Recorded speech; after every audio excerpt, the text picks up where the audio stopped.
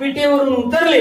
महाराज भंडारा डोंगरावर पोहडलेले असताना, भजनाच्या नामचिंतनामध्ये तल्लीन असताना भगवान गेले. जगद्गुरु तुकाराम महाराजांना आवाज दिला, अहो तुकोबा, उठा उठा उठा उठा उठा उठा उठा. जगद्गुरु तुकाराम महाराजांनी डोळे वटारून पाहिले. अरे जो योगियांच्या ध्यानी ध्याताना तुळशी, आणि तो आमापाशी मागे पुढे. तो भगवान त्या ठिकाणी चतुर्भुज रूपाने प्रगट झाला. आणि प्रगट झाल्याबरोबर जगद्गुरु तुकाराम महाराजांना सांगितलं, म्हणले तुमच्या घरातल्या लोकांनी माझं काम केलं ना, मग त्याचा पगार द्यायला आलेलोय. मग जगद्गुरु तुकाराम महाराजांना वाटलं, माझ्यासाठी मागू का देवासाठी मागू?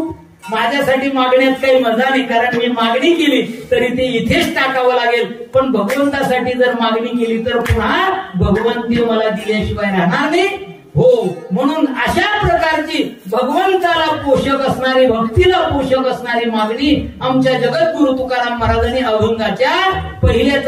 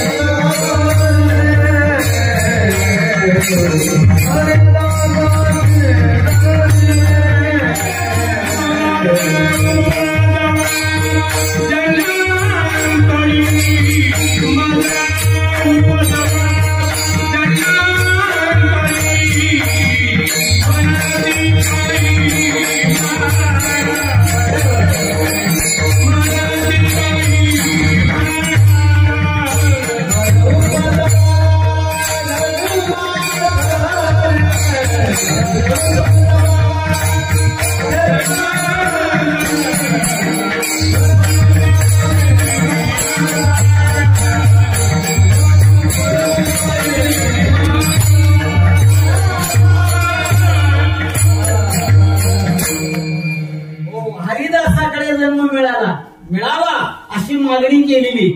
ही मागणी स्वतःसाठी नाही, ती भगवंताची भक्ती कायम सेवत राहावी, भगवंताची भक्ती कायमस्वरूपी टिकावी, यासाठी भगवंतासाठीच भगवंताकडे मागणी करून घेतली.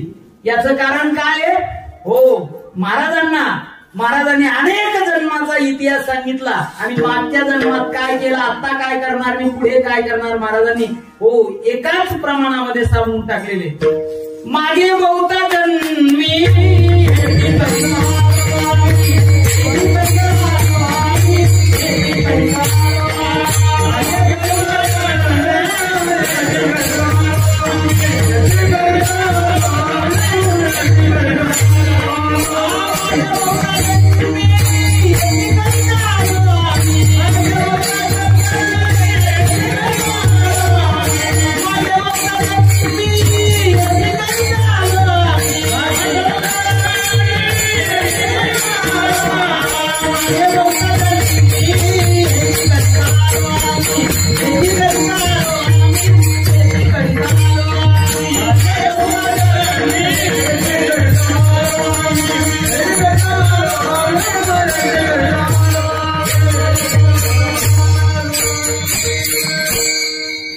लक्षात ठेवा, भक्तीतलं जर काम अपूर्ण राहिलं तर ते काम पूर्ण करण्यासाठी भगवान पुन्हा मानवी देह देतो आणि ते काम पूर्ण करून घेतो.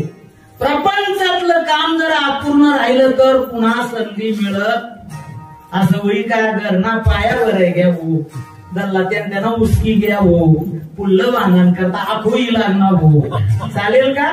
प्रपंचात तशी सोय नाही आणि पूर्ण जरी बांधायचे तरी तो येऊ दे अजिबात येऊ देत नाही. तेच बरं आहे, बरं येऊ देत नाही म्हणून. जर कधी एखादा दल्लाने घर बांधलेला आहे ना, पोऱ्याने जर दारून पाहिजे की टाक त्या दल्लाना त्याची उस्तही जाईल आहे का नाही? ती सोय खूप चांगली बरं का. देवाचा मला तो निर्णय खूप आवडला. पुन्हा येऊ देत नाही प्रपंचाच्या कामाला, पण परमार्थ कामाला वारंवार येऊ देतो बरं का. म्हणून तर संतांनी सांगितलं घेई नवी जन्म यासाठी देवान तुझी चरण सेवा साधावया, हे त्यामागचं एक कारण. मग आता हरिदास कोणाला म्हणावं? हो, हरिदासाच्या अनेक व्याख्या शास्त्रामध्ये आलेले आहेत. त्रोटक सांगतो आणि पुढे चालतो. हो, साहजिकच हरिदास, हो, हरी ज्याचा दास त्याला म्हणतात हरिदास. हो, किंवा जो हरीचा दास याला विग्रह म्हणतात. मराठी व्याकरणामध्ये त्याला हरिदास म्हणतात.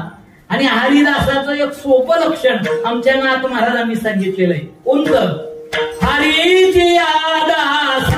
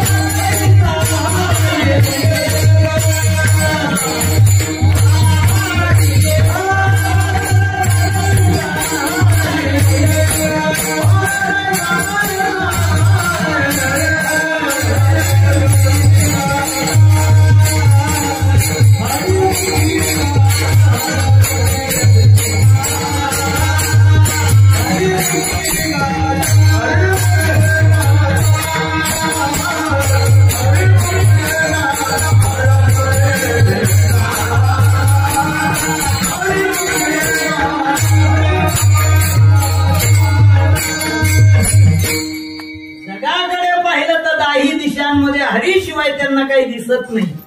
त्यांना म्हणावं हरिदास. श्री संत सावता महाराजांचा एक प्रसिद्ध अभंग सर्वांना तोंडपाठ आहे. सर्वांनी प्रेमाने म्हणा बरं का. काना मुळा भाजी,